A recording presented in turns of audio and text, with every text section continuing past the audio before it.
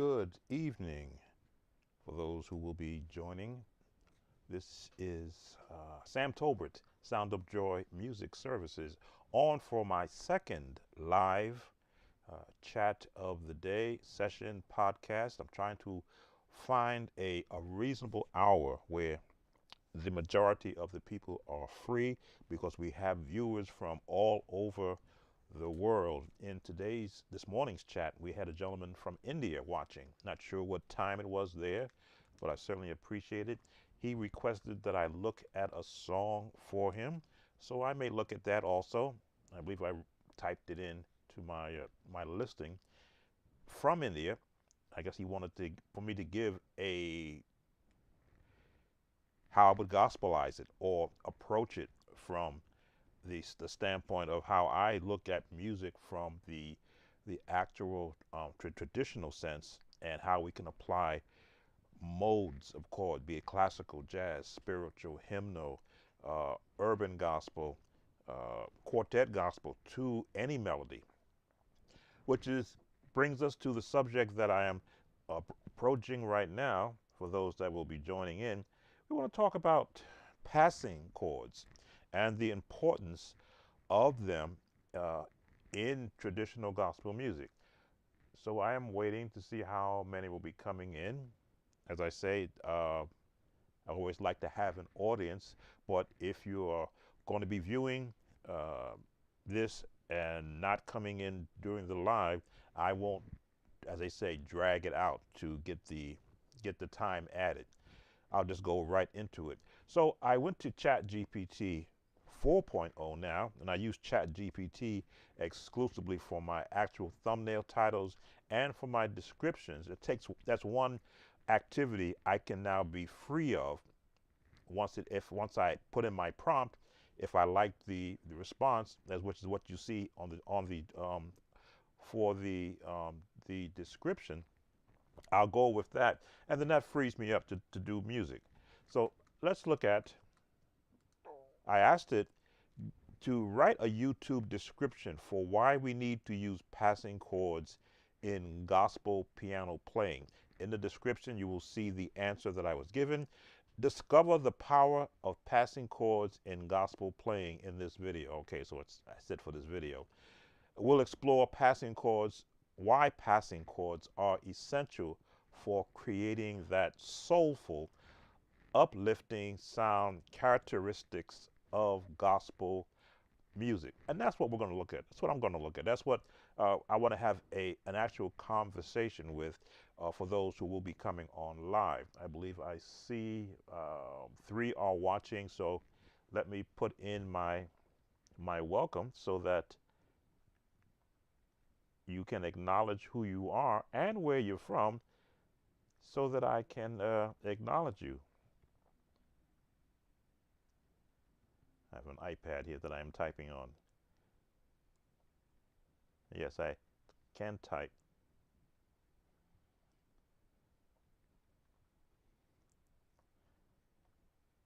We're going to do a lot of music, and we might investigate some songs also.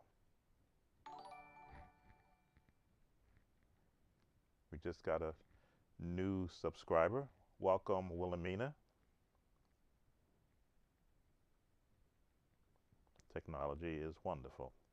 All right, so I've laid out the welcome mat. So when you're, and let's change the scene so I can be in front of my keyboard. I got the camera issue fixed. When you are going down the road of a church musician, your first inclination is to sound like an expert. I've told you I'm sensitive to how the camera looks at me. I think that's pretty good. You want to sound like an actual expert, so that you can. I'm sorry, I'm actually monitoring to make sure that I'm being heard. I got to time that up. There we go. Welcome, Adam, and welcome, Elijah. Oh, from Indy, Kansas. Thank you for coming in. So, and you want to be, you don't want to be found out. You want to sound as good as the musicians that you've heard as you were coming up, or as you were out visiting, or as you purchased an album. Nowadays, things are very digital. Nobody buys albums anymore. Everything is heard either via YouTube. Welcome, Tristone. Welcome back.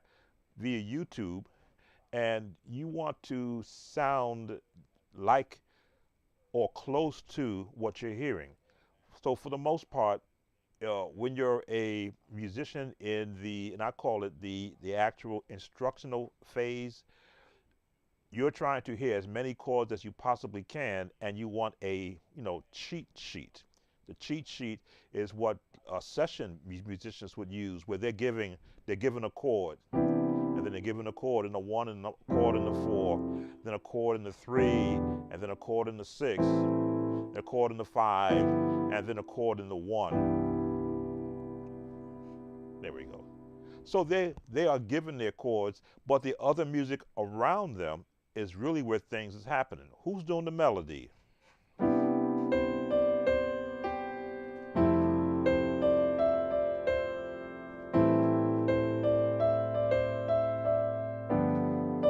Now, this I'm actually making up right now, just to show you how when you just throw what I call block chords, which is the number system, the 1, the 4, the 3, the 6, the 2, the 5, and then the 1.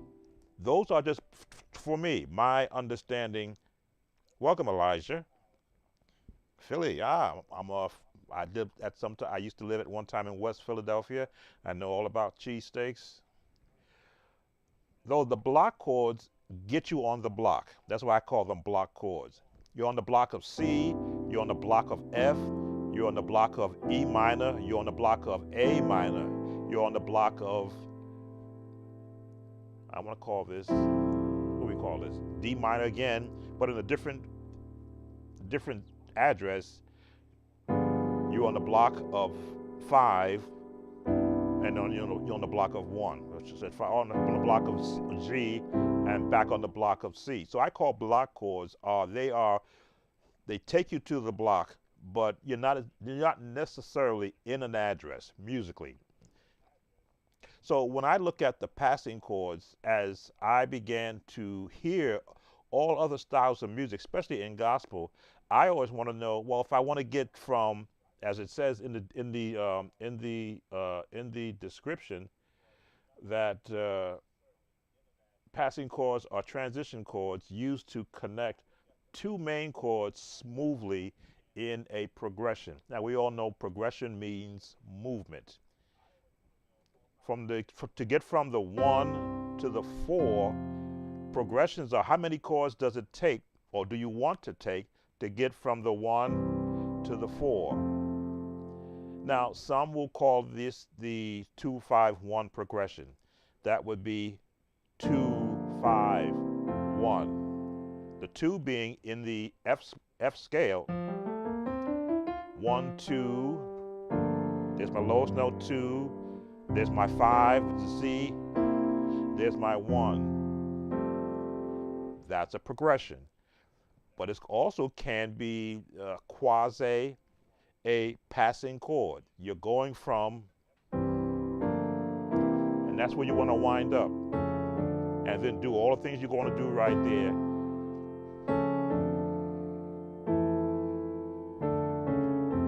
Again, all these notes give you that pretty sound that you hear in a lot of other songs. But now if you want to get back from that 4, now that you're here, back to the C, you can just go straight back to the block. Or you can pass by going to the 5 to the 1. The passing chord became this G9 chord. So we started on the block of C. We want to get to the block of F. We're going to pass through the 2, 5, 1. Now we're on the F block.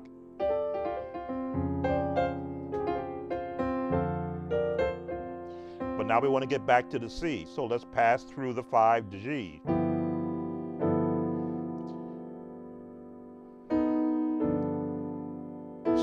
around a bit.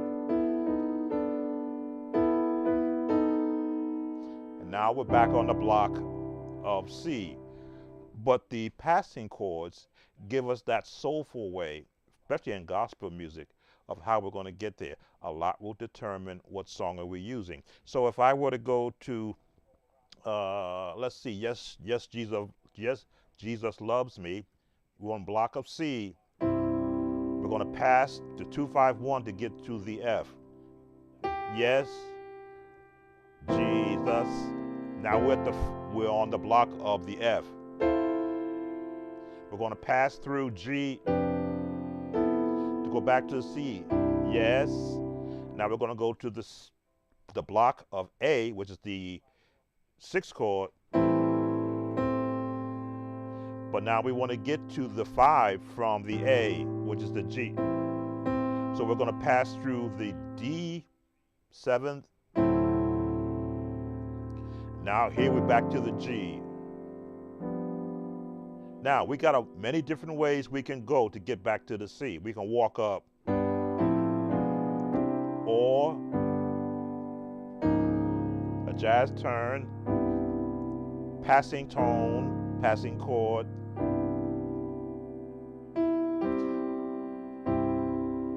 or to get back to the F for Jesus, 2-5-1. Now we're going to take another turn to get to the, let me see. We threw a diminished chord in it because I believe diminished chords, yes, major, minor, diminished, or augmented chord. These are all terms that will help describe why you use a certain chord to get a particular sound. This is a diminished chord. Now we can stay here in the 5 if I want, or go to the 6. A block chord, block chord, block chord, no passing tones. Now, if you've learned any of the Richard Smallwood songs, he is probably his artistry is to be able to turn classical movements into gospel songs. I got to be careful because YouTube has been coming after me. But if you were doing Jesus, you're the center of my joy. Jesus, I can go block chords. You're the center of my. Those are block chords. But here's your passing tone, 2-5-1 to get to the F. All that's good. And perfect block chords come from block chords. Now, here's the turn I use, which is kind of what he does. Just go for the enter. These are passing chords. To get to this chord, Jesus, you're the center of. These are contemporary and somewhat classical. Of my joy, a passing tone, 2-5-1 to get to where? The 4 or the F. All that's good.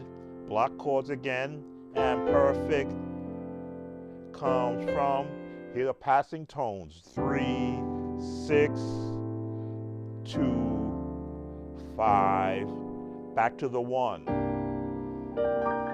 You're the heart.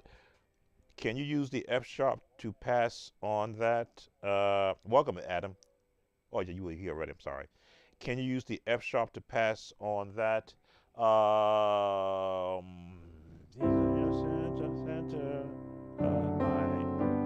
Yes, you could. If you want to take what I call the block path, block chords. Jesus, you're the center of my joy. For me, the block chords are when you have no walking path to get to where you want to wind up. 1, 2, 5. Where I like there's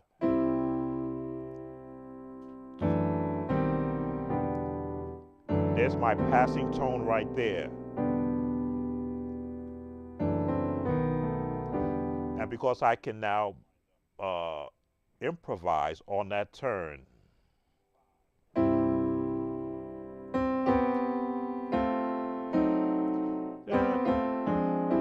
passing tones. Jesus, you're of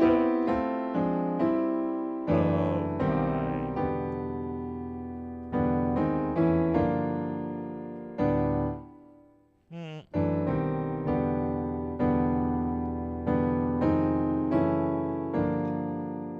Chromatically going up.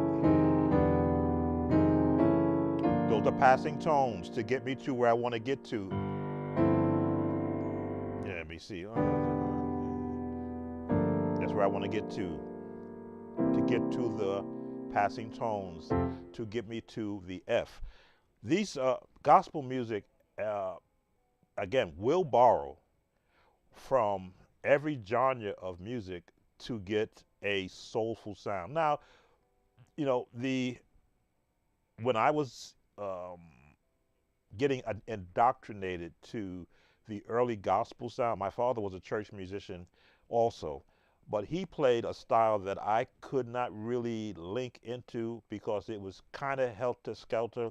Playing for choirs, he was playing songs that were designated for choirs, but for one particular style choir. So his playing, again, he loved to give the, let me see. Let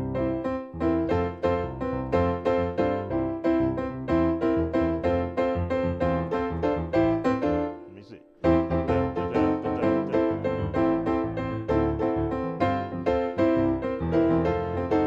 And I would hear him play songs like that, and I would, you know, again, I'm a youngster, what do I know? And I don't know anything about music, but I did not become a student of my father's style. I can mimic it, yes, but there has to be a natural particular song. But I became a student of being in an actual jazz band as an instrumentalist, not as an actual piano player. In fact, my teacher, I asked him to show me something on the piano. He showed me how to do the major scale and one song, and then he said, that's all I'm going to show you because you're not here to learn how to play piano. He gave me this.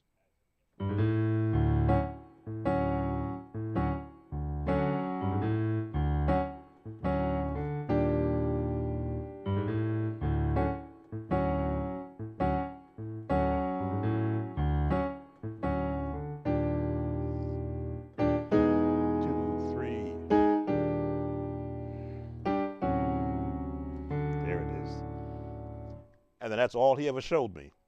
But I took that home to the piano, and I'm like, okay, that's the bass part.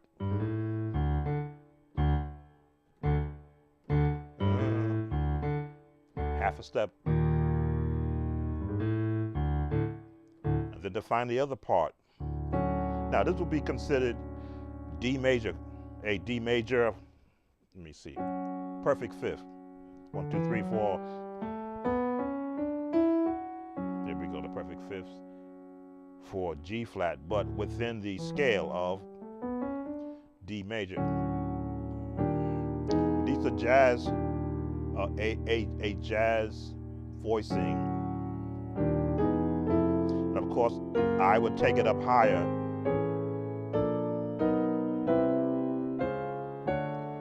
Just so I can hear and practice it in other keys so that I can hear what it sounded like. Now we're talking, I'm at the age of 14, 15. So when I hear the changes, Jesus, you're the center of my joy. Now I could do the walk up, but I'll hang right here and I'll think about G. What passing tone can I put there? Well, I know where I'm going. I know I'm going to the F. I can go bum, bum, bum, bum, bum, bum, bum, bum, bum, bum, which is kind of a, you know, Smallwood classical turn.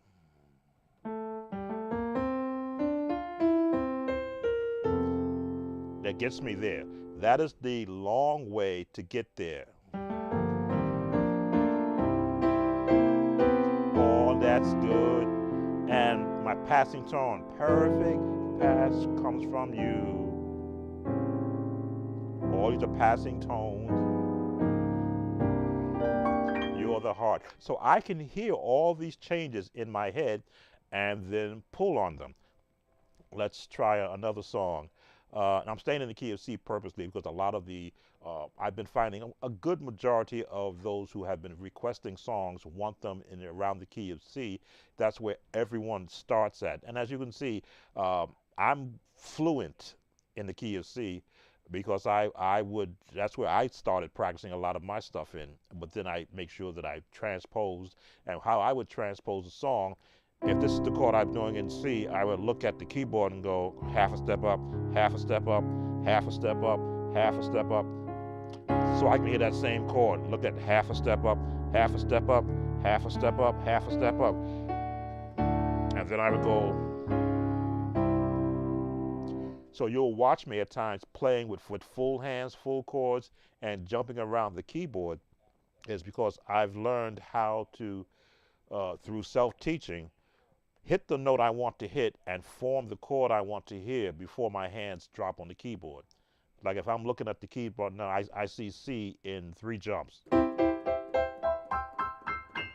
And I can just look at it, and as I get to lower my hands, it'll form where the notes are. Back down.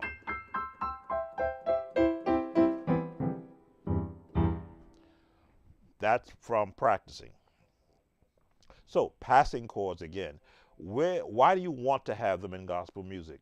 Gives you that soulful sound. Let me go back to my write up.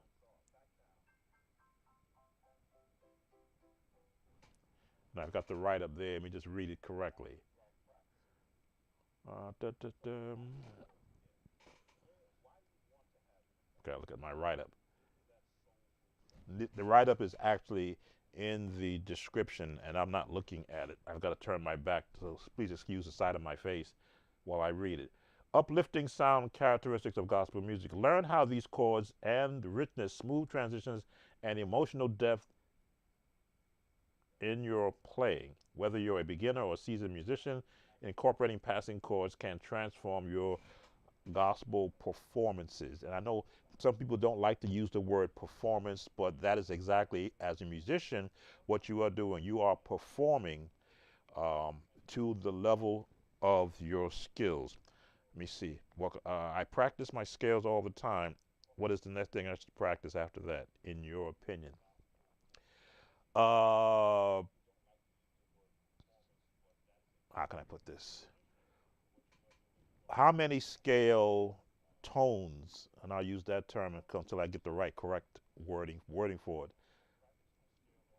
Well, let me put it this way for you. When you practice your scales, are you practicing the major scale, the minor scale, the harmonic minor scale, the jazz scale? That's 3 scales I already called out: major, minor, harmonic minor, the jazz scale. 4 scales, because all of them are in use in gospel music. The the musicians of the gospel music era, and I won't say, I can't speak to who trained them. I know that when I listened to different songs, I would hear common patterns. The Hawkins didn't play like Crouch. The Crouch didn't play like um, Thomas Whitfield. Thomas Whitfield didn't play like Kirk Franklin. Kirk Franklin certainly didn't play like Hezekiah Walker. He had a lot of musicians on his productions. Hezekiah Walker didn't sound like John P. Key. John P. Key didn't sound like Kurt Carr. Kurt Carr didn't sound like Chicago Mass Choir musicians. They're all different sounds from around the world. LA Mass Choir didn't sound like the Georgia Mass Choir. They all had different music. The Clark sisters didn't sound like the Pace sisters. They all had their own unique sound. Yes, today the current trend of gospel music is to keep it simple. KISS, KISS. Keep it simple. Keep it in the 1, keep it in the 6, keep it in the 4, keep it in the 5. Go back to the 1. That is the current state. No matter what song that you're hearing being sung, okay, that is 4 scales that you should be practicing in, so that you can be, your ear can get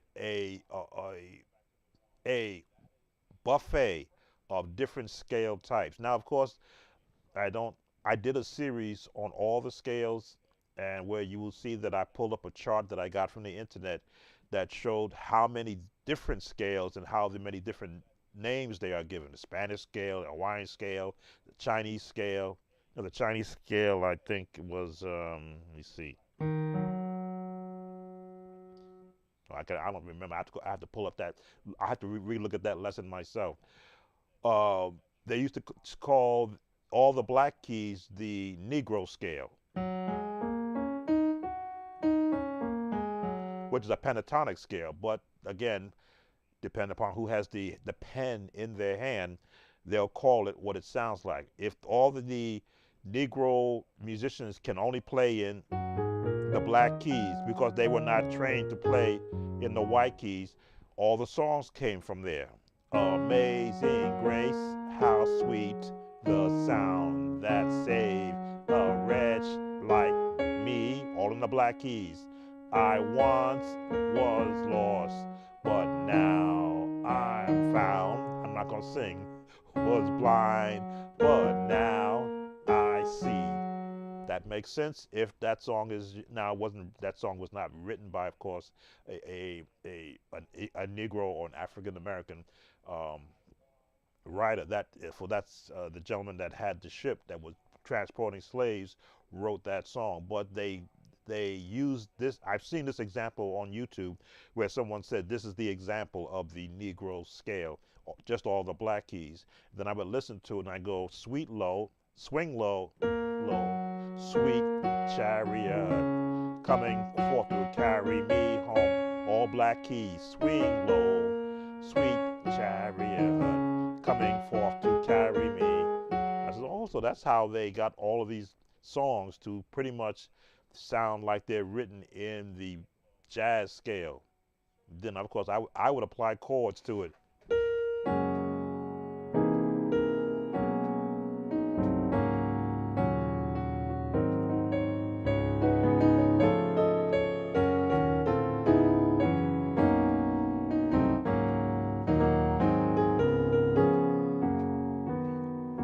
So now I'm applying the passing chords that I would apply if I were the writer of that song. Those are the passing tones I would use to give it a more soulful sound. Not that it was wrong the way it was. Oh, you're welcome, Adam. These are the terminologies that in my younger days as a 13-year-old, the older musicians who were the skilled ones would share nothing with me, not even a book. Not even, hey, go to Sam Ash or go to your bookstore and get a book that teaches you basic scales. Nothing. So I got my education as a jazz musician. I was a mellophone player, French horn, and playing classical music, playing big band jazz tones, playing marching music.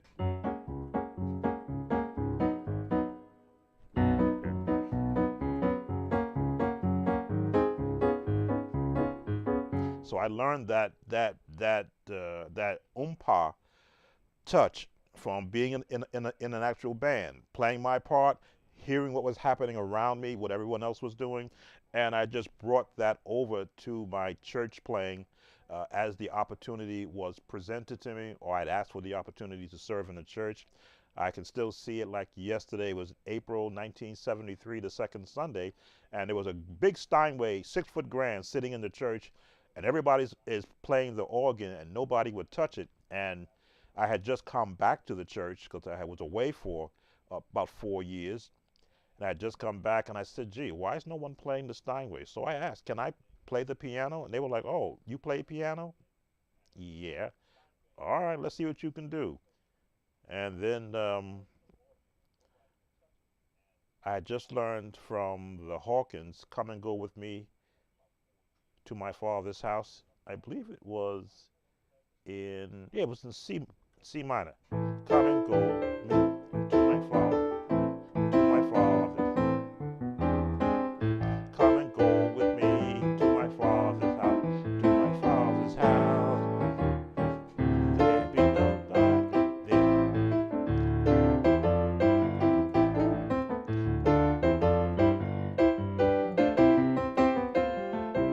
I didn't do it exactly like that, but I was able to do block chords,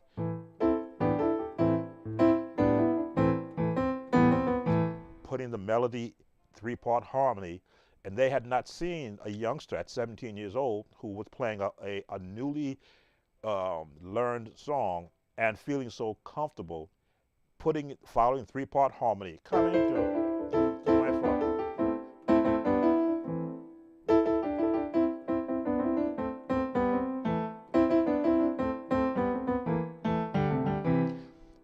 I was comfortable doing that and having a bass hand because at that time there was no bass players.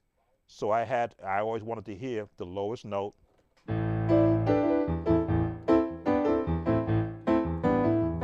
Turn, come and go. Do my father's house.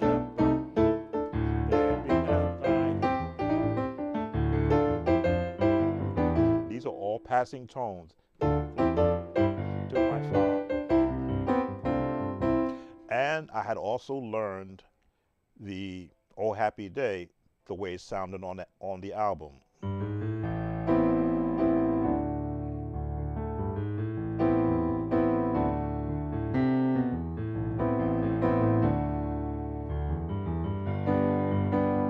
No passing tones, but block chords, but done in the style of the music of that day. So the passing chords, right?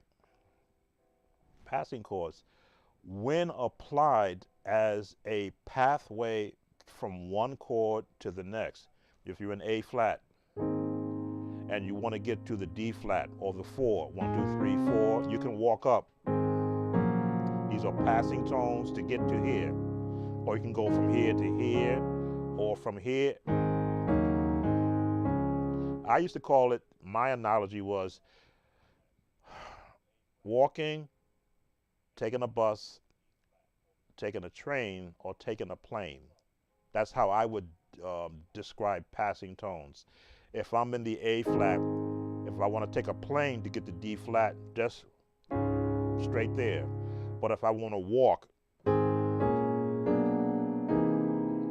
that's walking. If I want to take a train, 3 notes or 3 chords. 1, 2, or 2 chords right there. All 3 chords. 1, 2, let me see. 1, 2, 3, 4. Again, depending upon how soulful the song is. Usually if you're doing, back in that day, a gospel song, it had 6/8 timing, which means you had an eternity to get to the next note. I'm going to do this real quick. They don't like when I play the blood, but the blood, passing tone, block tones, passing, get to the 4, passing tones, passing tones, passing tones, passing. Now we're at the 6 or the 3. Passing tone, to get to the 1 to the 4. Passing tone, passing tone, passing tones, block tones to get to the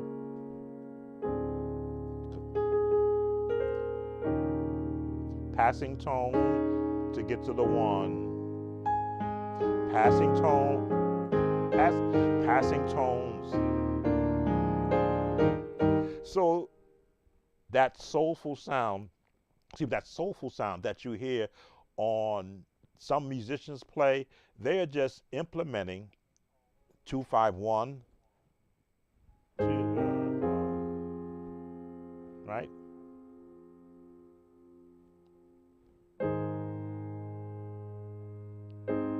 To get to 6.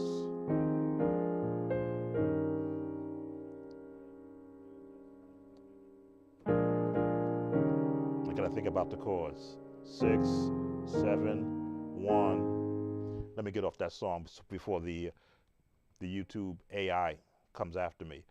So when you look at every song that's out there, now the early praise songs, they were let's go with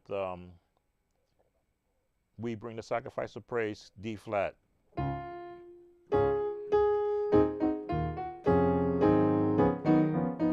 There's my passing tone. To get to the passing tone to get to the 1. 3, 6, 2, 5, 1. 3, there's our lowest note. 3, 1, 3, 6, 2, 5 to get to We Bring. So when I listened to the original song, it was done by Saints in Praise from LA. That was a unheard of move. But once I understood where were they going, where were they going, where did they end up? House of the.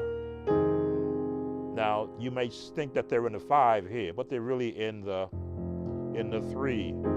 But borrowing a jazz chord to resolve, to get that 3, 6, 2, 5.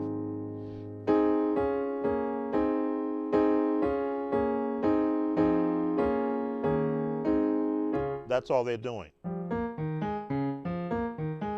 But chording it out. These can be passing tones because they're holding one note, Lord. So they want to get from here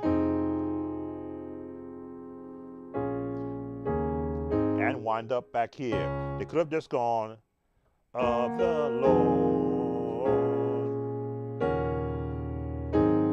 Some musicians would leave out those passing tones right there because it was foreign to them. Me, I wanted to hear everything that the song was doing, because then it gave me an opportunity to learn a new technique, learn a new style, an emerging style, and then capitalize on it. To which me capitalizes, once I get it down, as my cousin would often say, flip it.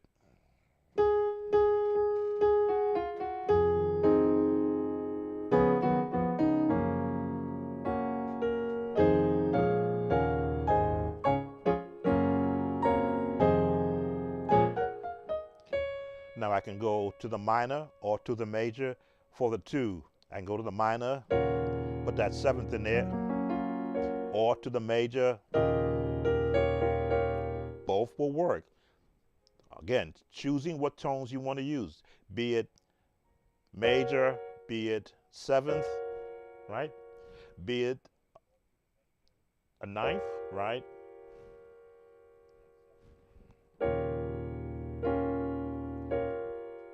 B minor 6, but if I stretch it out, it becomes a 9th. I said 9th, but I know whenever I play this chord, Chordiac sees it as a 9th, but if I take away notes, it's going to see it in the B minor family. Why? Because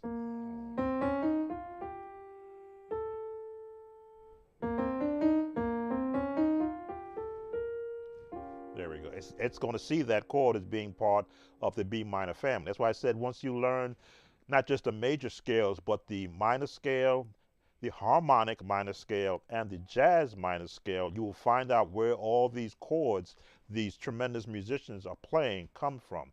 They're going into they either sharp or flatten a chord, a key rather, to give a basic chord a different sound. That's all that is.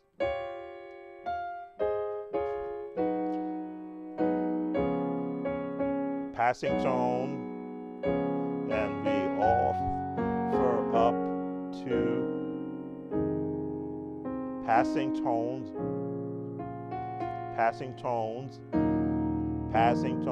to get to where? To the 5, A flat. Now we're going to walk up blocks. Walk the block, not. Those could be passing tones. And those are the jazz terms, remember?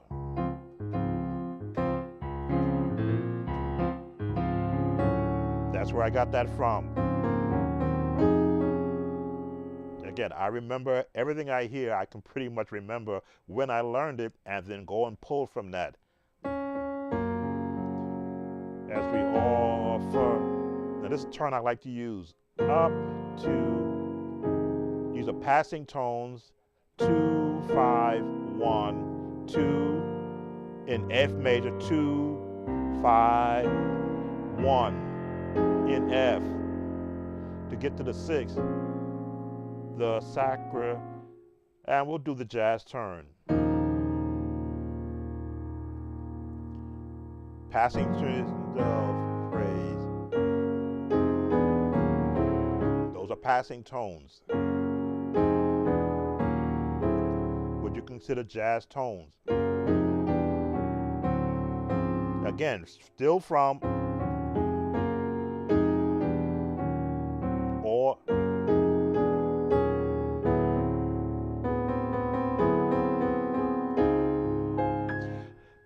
once you welcome, Garrick. Once you accept that music is a culmination of every sound ever created by any song, even the very basic songs like how basic can I get? Roll, roll, roll your boat. Roll, roll, roll your boat gently down the stream. Merrily, merrily, merrily, life. G, A flat. Life is but I remember I usually do that in C. Then you look at that in G. If I was going to chord that, how would I chord that? Roll, roll, roll your boat gently down the stream. 5. Merrily, merrily, merrily. 6. 5. No. 5. Yeah. Using your generic chords. Now, when you want to begin to expand on that, you're going to use passing tones. Roll, roll, roll your boat. We'll give you this chord. Jazz. Gently down the stream. Borrow those same chords from We Bring the Sacrifice of Praise. Merrily, merrily, merrily, merrily. Sometimes I'll sing. Life is just, I like to end like this. Dream. Passing tone to resolve it to here.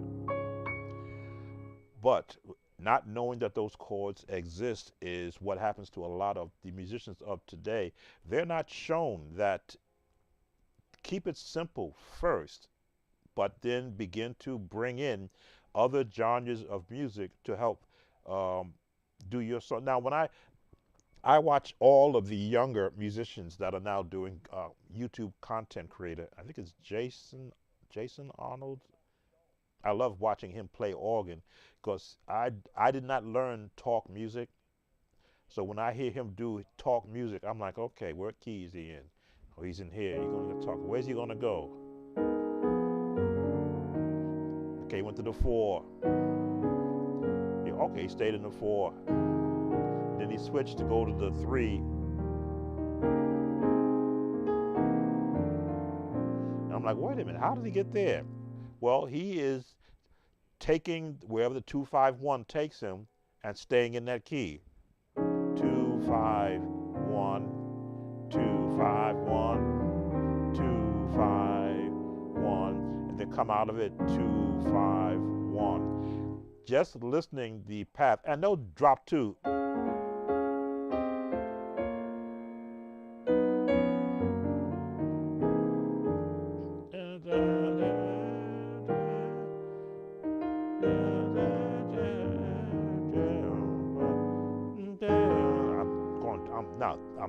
I'm making it difficult for me to think about it.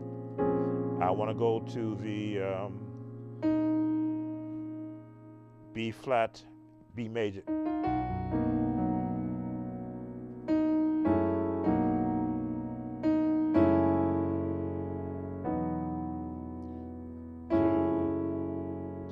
5. That's what I want to do, and resolve, and take me here. So when I hear North Carolina, welcome. So when I hear other musicians showing how they do what they do, and it's foreign to me, I have to stop now and think about, okay, where are they going? Where did they start and where they're going? And most times, the younger you generation of musicians that indoctrinated in this style, there's no pattern for me. I need a pattern. I don't have sheet music in front of me. I don't have something audible in front of me that says this song is always going to sound this way whenever I play it. When I do my viewer request, I listen to hear the pattern in the song if it's one that I've never heard of. I see the gentleman's not on who wants me to. He listened to an Indian song. I'm going to pull that up, his Indian song, to hear what is the pattern. I can kind of hear where it might be. I do have some um, patches on this keyboard that is world patches. So I've heard what is it? I guess you may call the basics of what that region of the world music centers around. Now they may be doing gospel there too. Now I can't say that gospel is just for the United States. Certainly I have viewers from Australia who watch me, from Russia, from Romania, Japan, Africa, South Africa. When I do my YouTube analytics, it lets me know how many from around the world are watching me. And sometimes I'm surprised.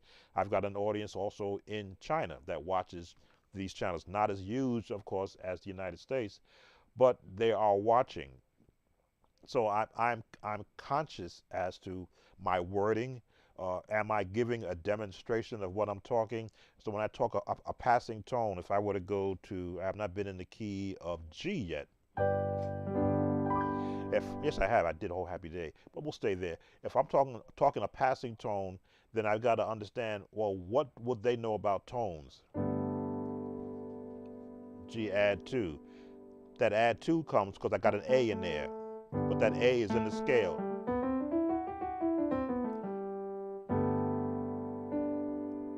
And as I add more notes to this chord, it still stays a G add 2.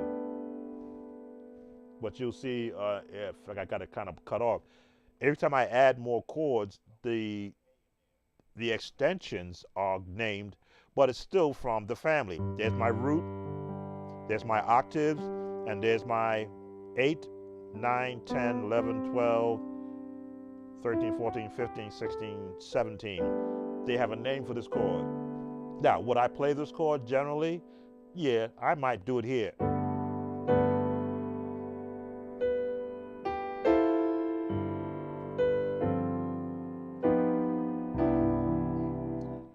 Falling in love with Jesus, falling in love with Jesus. These are passing tones, passing to give me the 4. Falling in love. 2, 5, 1, passing tone, falling in love with passing tone, melody, passing tones, passing 2, 5, 1,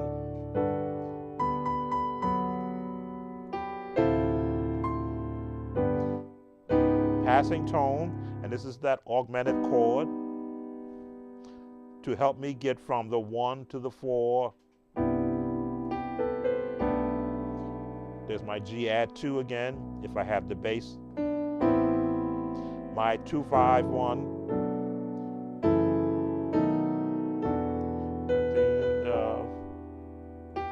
2, 5, 1, 2, 5. My passing tone.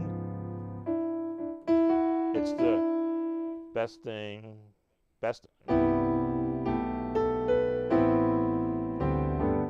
Struggling with it because I'm trying to talk, hear the chords, see the chords, make sure that it's coming out all right, and play the melody on top. Because I often say the melody helps to determine what chord would sound good. Now I can switch it up and go.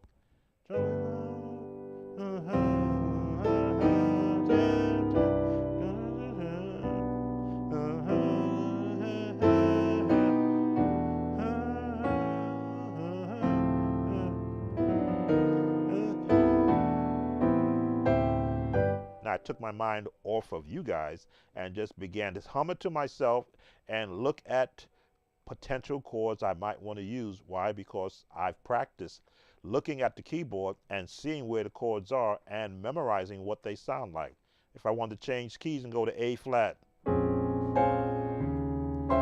now I got a whole different set of chords.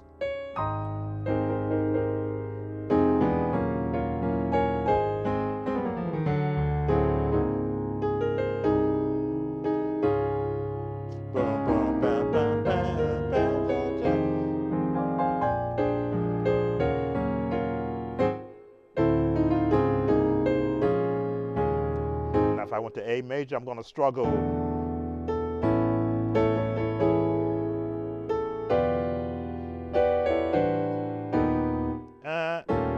There it is. 2, 2, 5, 1. 2, 5, 1. Scales.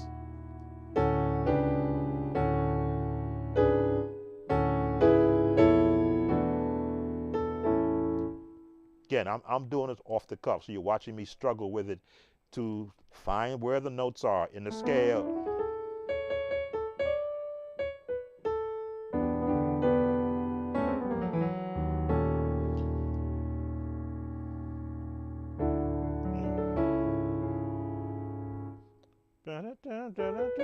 Two, 5 to the F, G flat.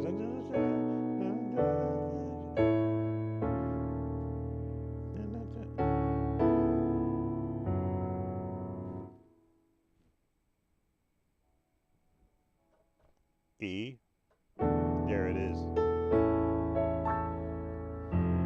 Change the keys into B flat. Now I'm a lot more comfortable in B flat with a song, and I often would tell musicians, find a favorite song that you have and play it in every key, and find your way through the song with the melody as your lead and the chords that you are familiar with using, be it the block chords, be it the passing tones, so that you can get comfortable in doing that.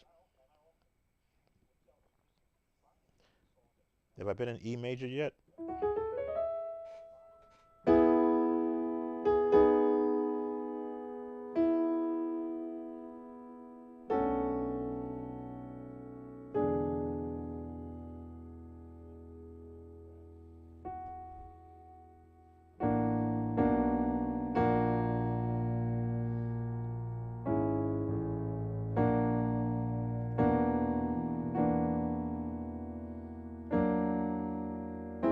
There it is.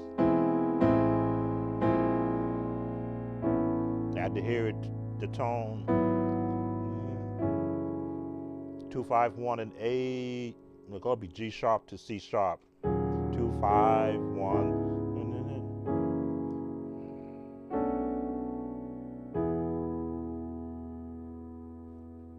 Don't want that same change.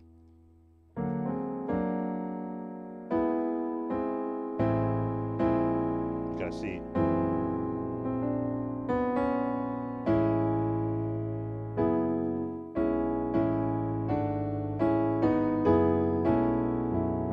A lot different than playing the 1, 6, the 4, and the 5, and just letting the melody or the singers ride around that. When you learned all the different styles of songs, you'll be hearing the passing tones. Now I'm struggling with, because I don't do that song in E major. So when I make a mistake, my ears are saying, find your path. You want a augmented chord in it. Now I know where it is.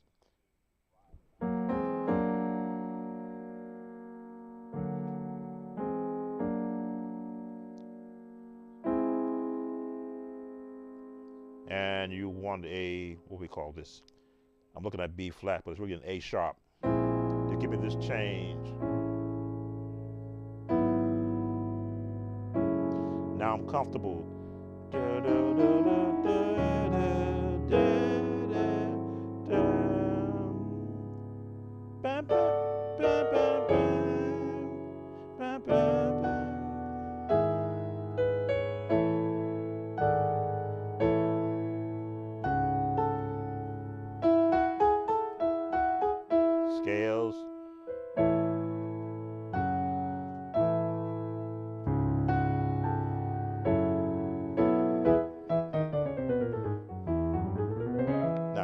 I've got to hear the song now by having the scales in my head.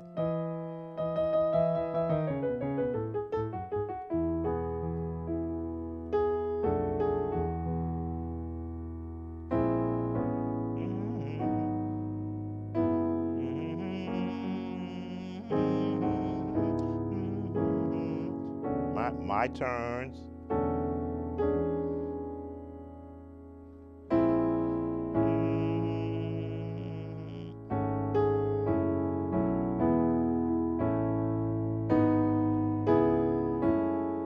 Just got to hear the changes.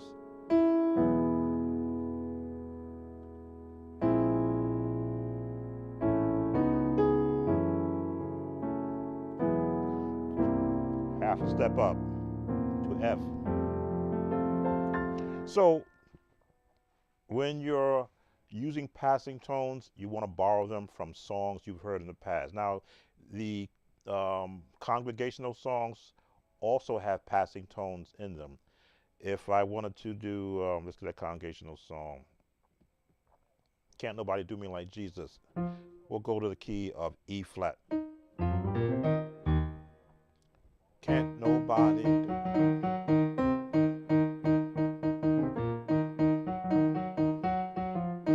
It's kind of low. Passing tone.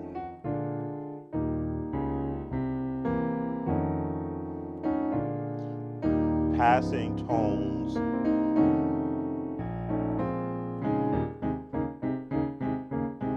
Those are passing tones. But now we're sort of chopping it up to be able to give them a space in which to ride in. I always like having a rhythm in the back when I'm doing a congregational song so that you can feel the downbeat. So let's do this. And let's speed this up. That's a little fast. Let's slow it down. A little faster than that. Again, jazz. Can't nobody. Passing tone.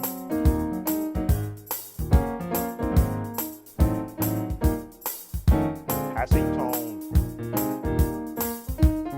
2, 5, 1. Block chord, my eye. Passing tone. So jazz is loaded with passing tones, but until you indoctrinate yourself in that big band sound, you won't hear where you can place them. You won't hear where to place them. Oompa. Passing.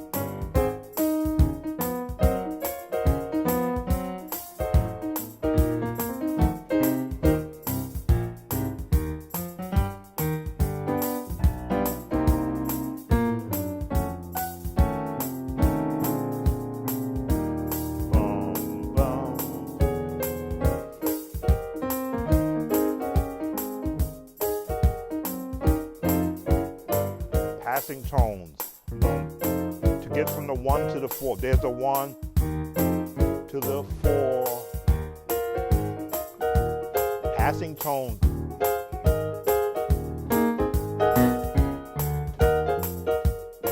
Taking liberty to improvise.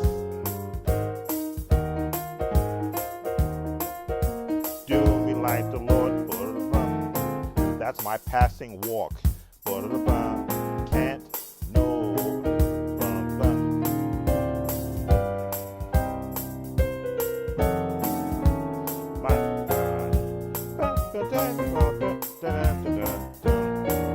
So when I throw in my improv, I'm thinking of where I've heard certain runs used, and I'm taking pieces of it and improvising in my head while I'm playing.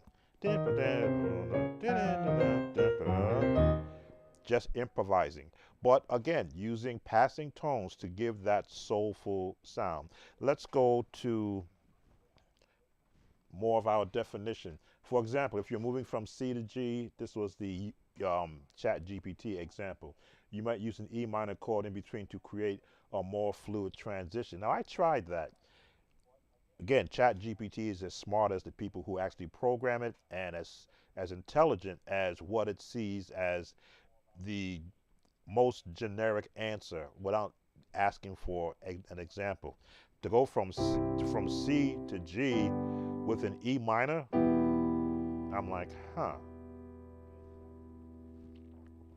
I could not picture a song that I could bring into my remembrance that showed us going to G with an E minor, which is the 3. Now, what happens here is that if you look at the E minor chord, it's got elements of the G pentatonic scale in it. So it's close. You're just going to change one note, and that'll take you to the G. So I'm thinking proximity. I would never use a E minor. Well, I'll say never, unless it's written in the song, to get from the 1 in C to get to the G. I would use a 2/7, which would be a D major 7th. That's how I would get to the G. I'd hold on that C to get me to the G. Or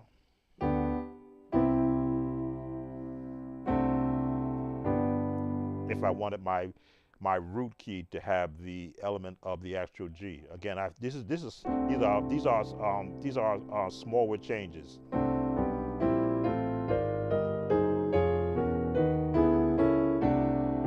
I would practice that as an exercise so that if I ever heard it used in a song, I would immediately know what it's for.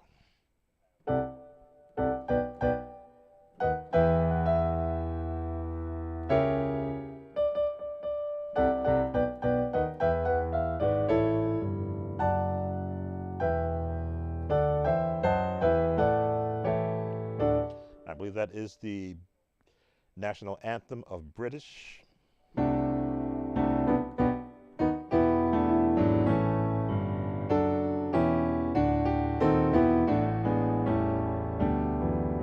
Gospelized with the diminished chords. But just hearing that tone that says, okay, it brings back a memory, something I've heard played somewhere. So that when I hear it, I go, oh, that's all that is. But then this is what I would practice, to just hear what it would sound like if I were to chromatically drop notes on the left hand and chord behind it, and then get back to where I was. The hard part is going up.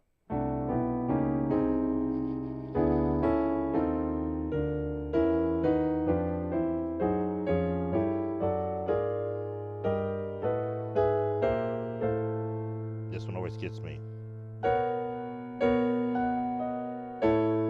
See, I get lost. There it is.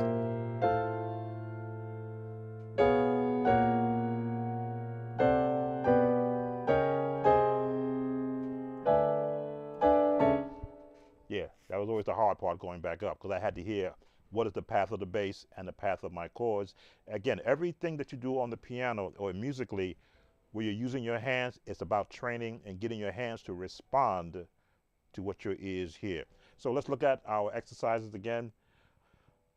They enrich the harmony and make your music sound more dynamic and professional. There is that word that no musician wants to sit down to the piano and not sound like they've been doing it for 100 years. I like to sit down to the piano or the organ and be proficient, to be able to play what I'm hearing at that particular time. If I'm learning a song, I want to hear the chords they're using in that song. When the first Hezekiah Walker songs came out, it gave me a whole different attack for a urban gospel song for young people.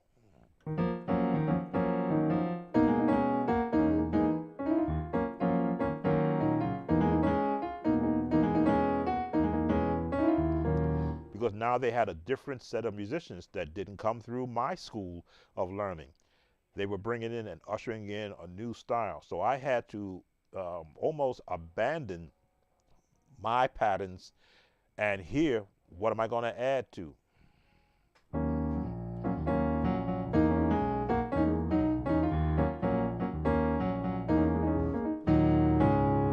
How do I worry? Why do I fret? Look at all the way he's made and every promise kept. I look to the hills from this common.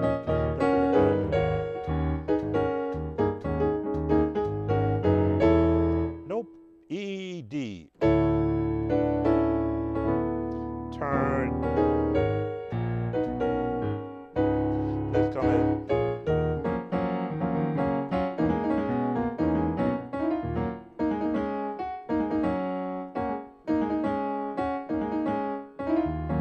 To get into that mode of music, now I can't rely on 251, but rely on block chords. Block chords. Why should I worry? Why should I fret? Look at all the ways he's made and every promise kept. I look to the hills from which cometh with my help. Tell me where my help. That could be a passing tone. Tell me where my, oh man, it's coming.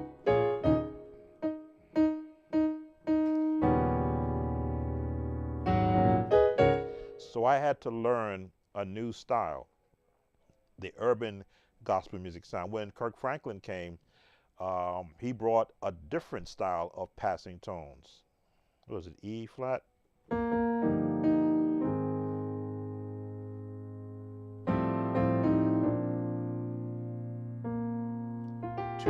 5, 1.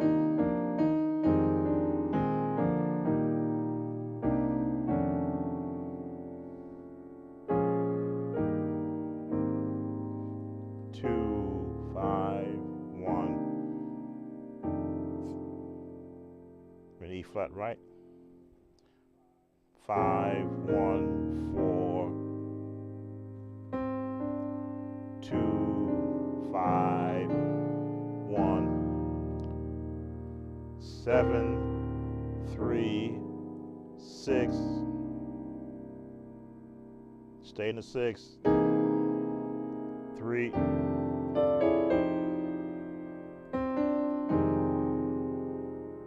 2, still in E flat, 1, 2, 5. So I now had to learn another style. So of course, Chicago Mass Choir made it easy for me because they had that actual big band sound. If you wanted to do anything from the Chicago Mass or Milton Brunson available to you,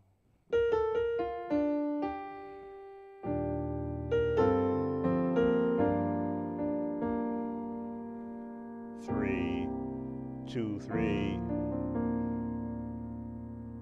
sharp to 3, or sharp to 4, to 4, 1, sharp to 1, to the 2, 7. This is what the bass is, but these are where the chords were. Flat the 7th, no, flat the 7th, right? To the now to the 7, to the 1. So I had to now understand, why are they placing the bass notes where they are? Can you play Lord, I'm Available to You with passing chords? Yes, you can, because it's an actual unison bass song. So I love playing unison, but I can do just chords. Just chords.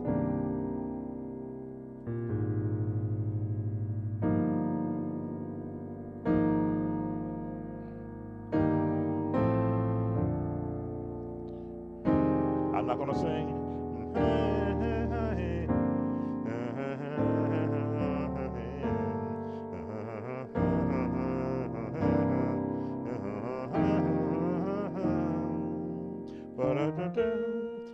passing.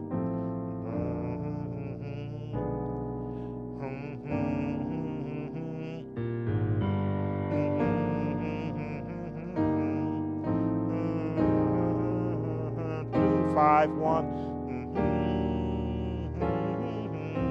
passing tone,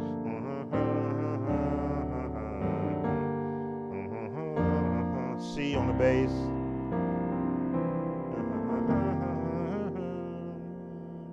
walk it up and load, 5, 4, 2, 5, 1 in C. Get to C minor.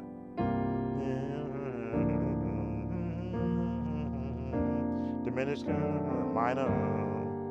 Minor, stay in the minor to go to the C. 2, 5, 1 to get the F.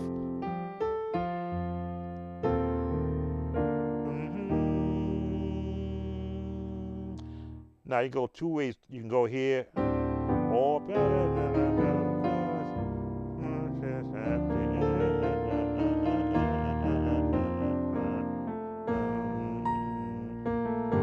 passing chords, all passing tones, or pick a path, or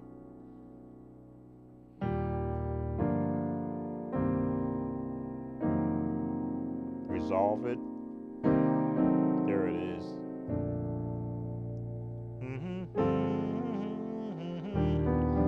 Passing tones. Different way of getting there.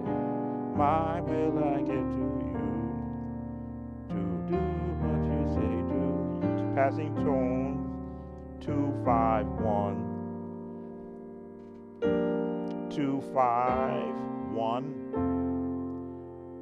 2, 5, to get to from one key the note. When we're passing through, the 2, 5, 1 chord progressions are a passing chords to get you from one part of the song to the next. My storage is empty.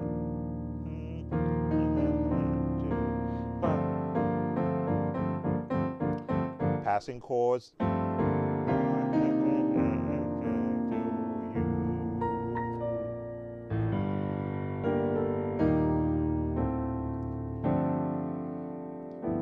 Now they changed keys. Another way of 2, 5, 1, 2, 5, 1, 2, 5, 1. Diminish. G7. Now you can do 2, 5, 1 here also. 2, 5, 1. 2, 5, 1, 2, 5, 1, half a step up, G7, 2, 5, 1, now we're E flat major,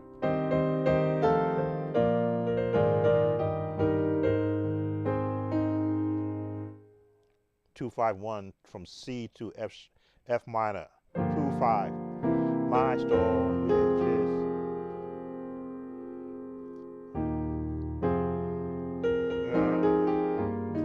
gotta remember the song. And I am to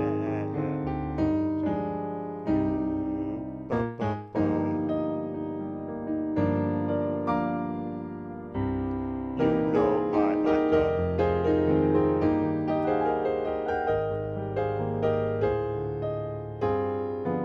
Again, the 2, 5, 1 progressions can take any form. That's 2, 5, 1.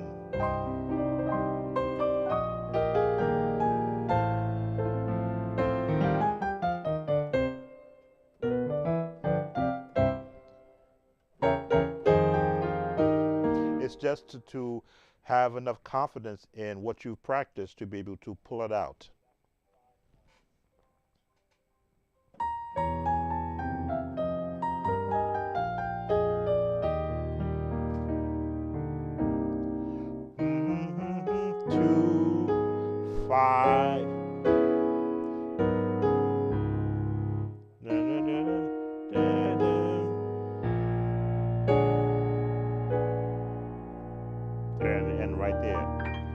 a while since I played that song. Hopefully I won't get a notice from, if I do, I always tell them to just mute it out. But the concept is there. Once you understand how music is positioned with jazz um, terminology, which is the 2-5-1 or major seventh, diminished, augmented chord, and you find where they are in the realm of what key you're in, and or what key you're going to go to, then you will see how best to use those chords as transportation vehicles for music. You want to be able to, when you're playing freestyle, to know where you want to go before you get there. Just like buying a train pass. If you get on a train and you want to get to a particular stop on that train pass, that train will have many other stops on the way to your destination. It doesn't just, you don't just get on. I got bugs because of the lights. You don't just get on and then you go to your destination, but there are stops in between, there are twists and turns. Music does the same thing. Where do you eventually want to get to? From the beginning of the song to the end, how do you want to get there? How many stops do you want to make? Do you want to go round trip to the song, or do you want to take the scenic route? I love to take the scenic route when I'm playing a natural solo, but if I'm doing a congregational song, then I go to different stops. What key are we in? What's the song going to do? What kind of stops? Am I going to do the bounce? Am I going to do jazz scales? Am I going to do jazz chords? Am I going to do traditional chords? If I'm doing an actual spiritual, then I'm going to take the spiritual path. What spiritual song can I do? F, E flat minor? No, E minor. I want Jesus to walk with me.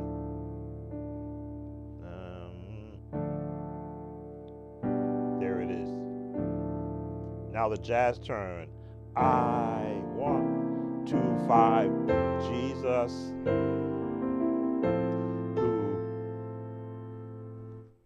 walk. I have several chords I would use there. I want Jesus.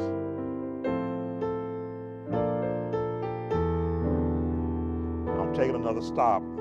These are passing tone, or while I'm on this.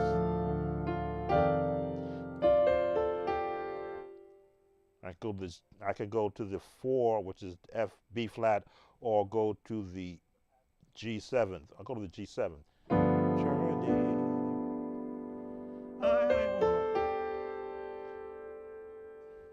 A on the bass and a E flat E minor.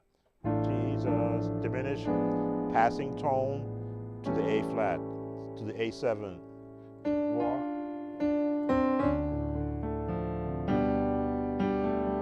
Now I had to think that through, because usually I just play it. Oh, you're welcome, Adam. Usually I just play it, but when I'm in a mode of, well, let's sound like putting a classical turn to it.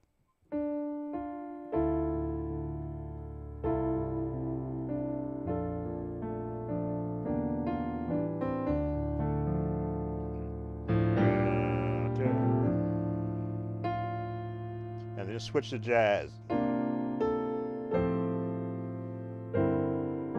7th.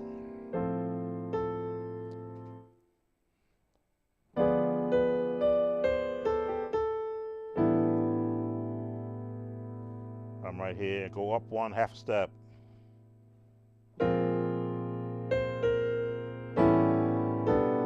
While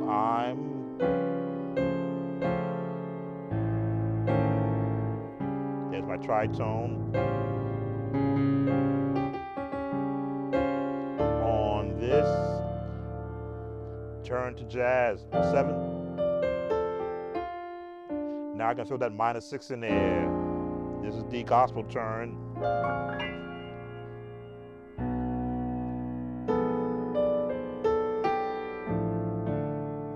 back to my classical turn.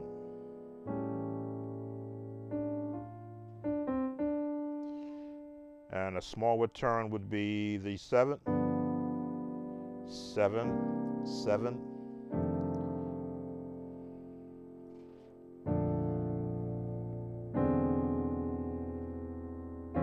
All passing tones and end in the minor.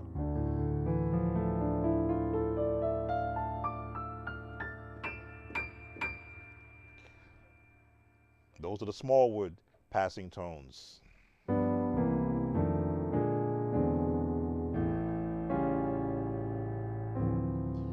What is he using there? Jazz.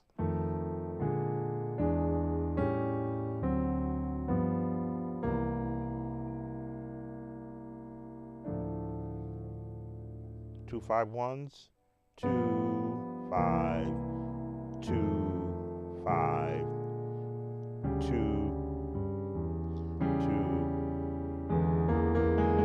2, 5, 1. Once you've seen it and you've played it and you've practiced it, you can't get away from it. You will hear, whoa, welcome Maria, and thank you. You will hear these chords in every song.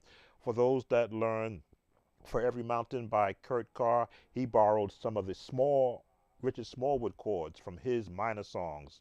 I've got so much to thank, diminish God for. So many 2, 5, 1 to get to the 1.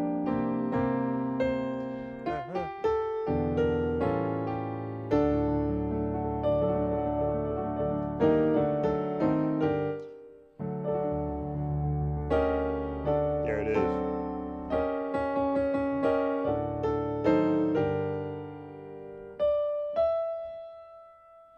Diminish. There it is.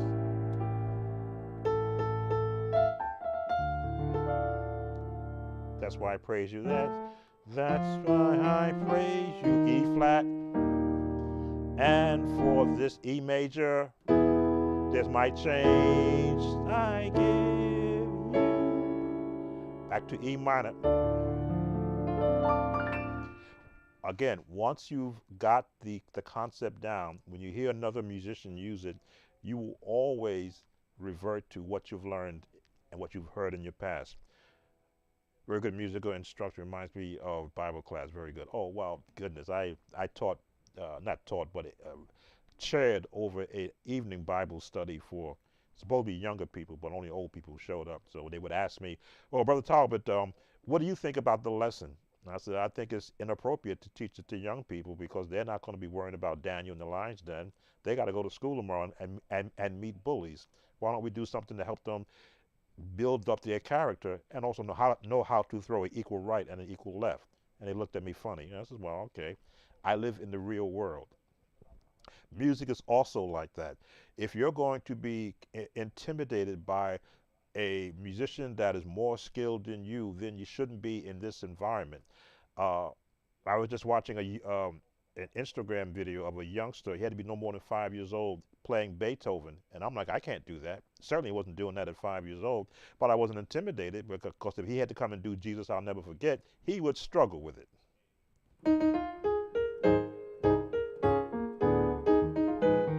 So to each his own. When you look at music as what it is, an art form, taking an inanimate object like a keyboard, piano, wood piano, and being able to sit and get tones out of it that normally wouldn't come. I've played on many a piano in a church, on a storefront church, that sound like this.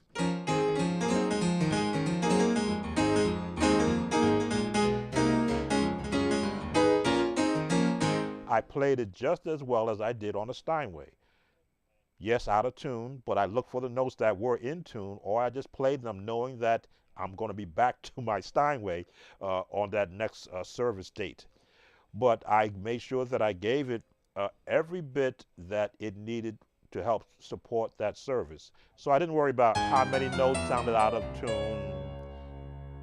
if we were going to do,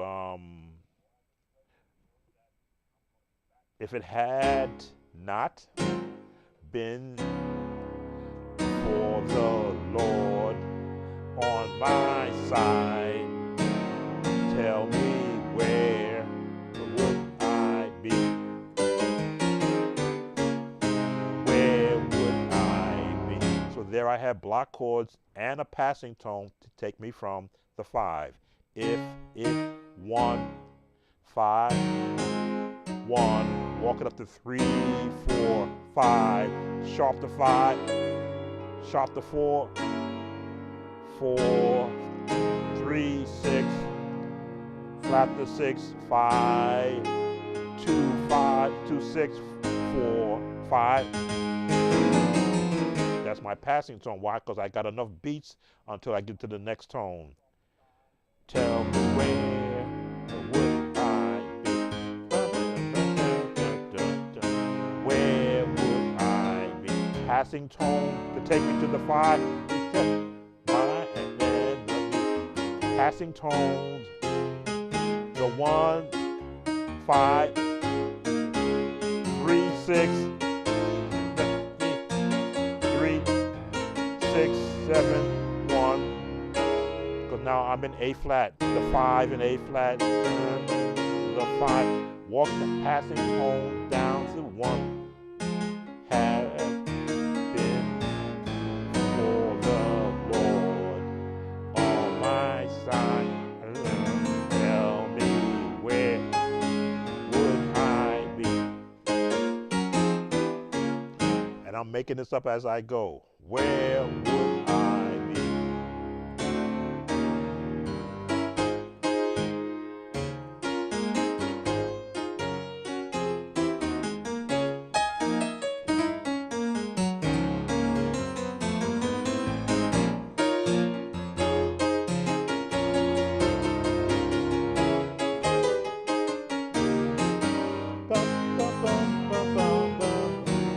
Again.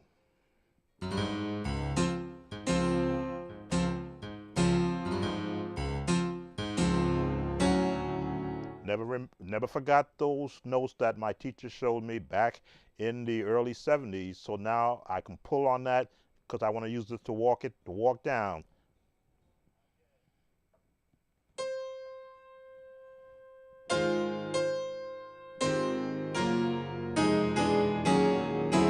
And the jazz turn, if it had my passing been 2, 5, 1 passing tones for to get to the 4, the G flat, Lord, passing tone on my side, passing tone, tell me, block chords to the block on 5, A flat. Let's see. I'm trying to see what chord I want to put there. Where, no, 2 minor, not 2, E flat minor. Would I be? Dun, dun, dun, dun, dun. Where would I be? So I can hear all these chords in my head and pull from an era, a style. If I want to go.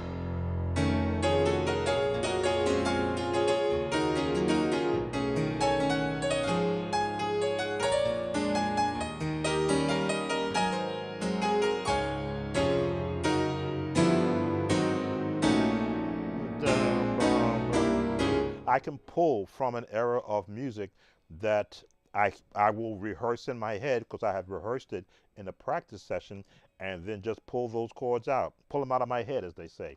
Let's change our sound, go back to our mellow grand piano. So I'm always open for questions. I do a lot of talking. Where was I stopped off at? Experiment and see how they enhance your songs. And that's what you have seen me doing, pulling some songs from different eras. Again, this era of gospel music is not foreign to me, but it is sort of musically deficient to where not a lot of passing tones. If I were going to do the song, and it's on my website, the Waymaker song in the key of E major. When I learned it, I says, okay, let me hear what they're doing.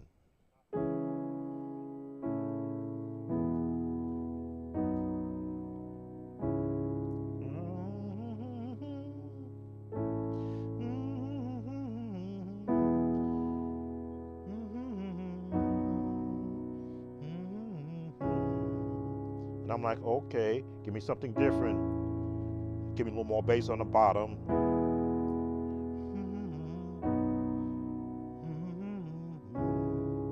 I'm like, okay, there's gonna be some more, right?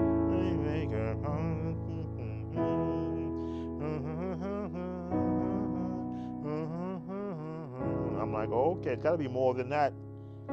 Throw a sus in there, something.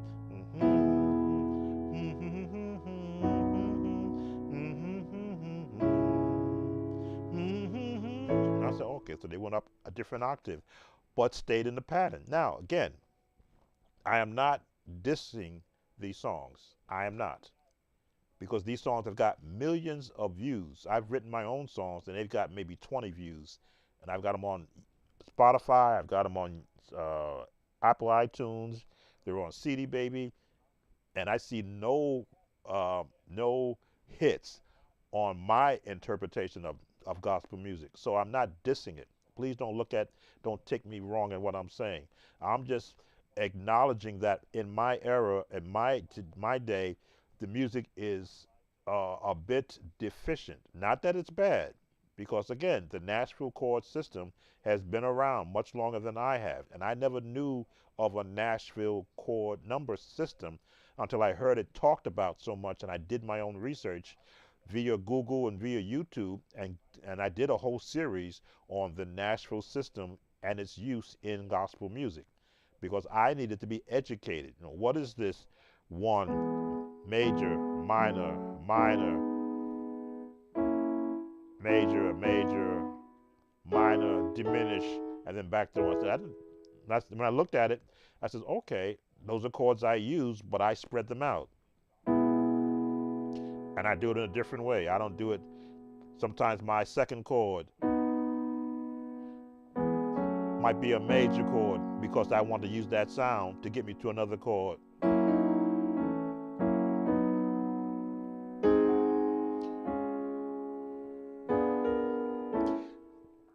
E's the hard key to do it in. But when I began to accept that I did not learn correctly the placement of chords in a system, then I began to look at that system for what it is. It's a system.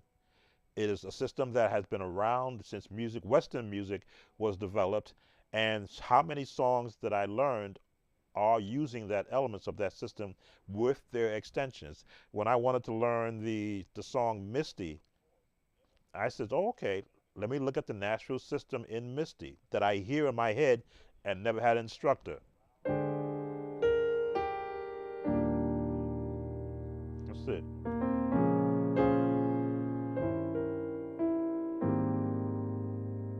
Okay. Ah.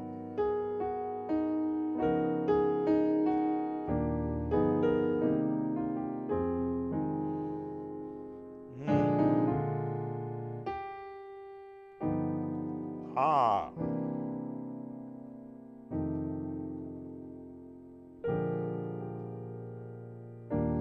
Now I got a better understanding. The Nashville system is right there.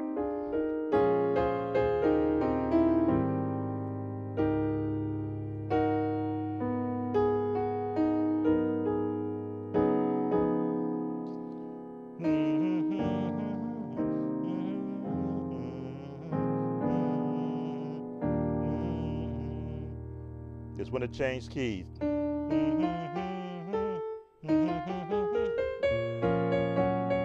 I said, oh, that's how they got there. They now changed key to A flat. Then they go to the E major, the D major. There's my augmented chord. back into the natural system.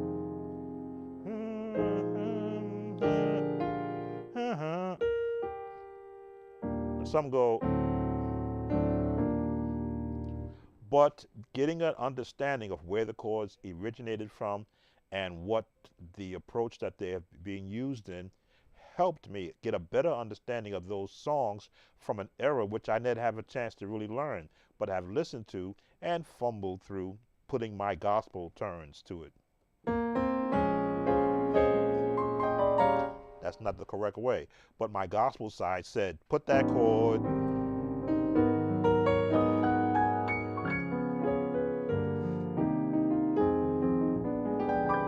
If I had a jazz musician in front of me, listening to me saying, stop playing, because you're playing it wrong. You're doing a disservice to the composer of that song, and they would have been 100% right. That's why in the church, musicians can get away with making mistakes on a song and playing it where their skill level is, and not where the song actually sounds. You will see in a lot of my viewer requests, I will break the song down to its base level. What's the melody?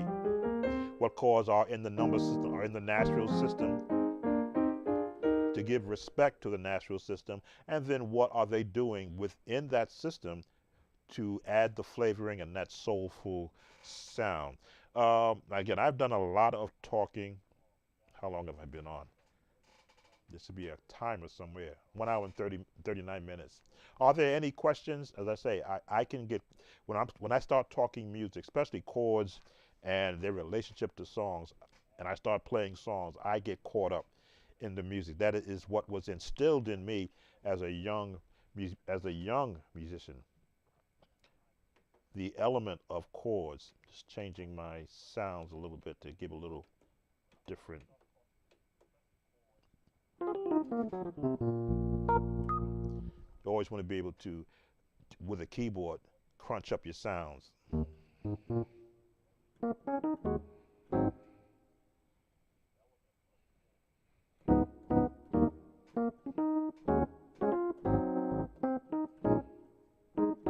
Was that Billy Preston? I've got a friend.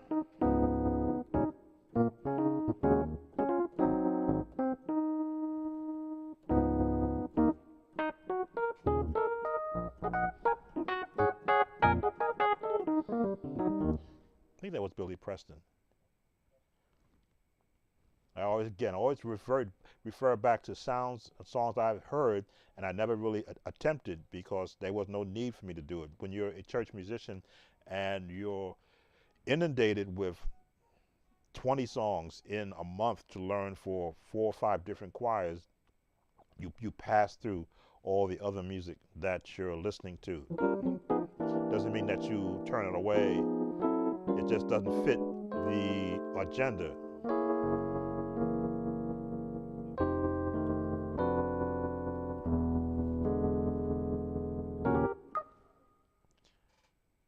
Welcome, Brother Mitchell.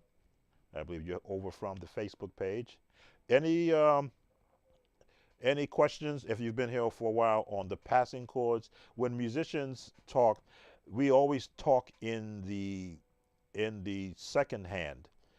You know, after we've done the hi and the hello, most of them are talking, hey, I'm working on this song and I'm having trouble picking up the 4 chord in this song. And I go, okay, the 4 chord in what song? What key is it in? How are you getting to that 4 chord? And usually if it's a congregational song, I says, well, okay, what is your buildup? How are you going to get to the 4? That's to the 4 from the E flat. E flat to the A flat is 4 notes, 4 whole tones. These are the half tones in between the four tones. So how do you want to get there?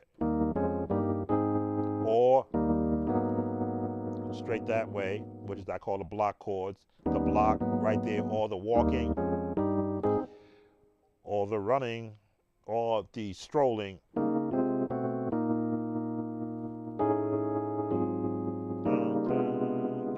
Let me see.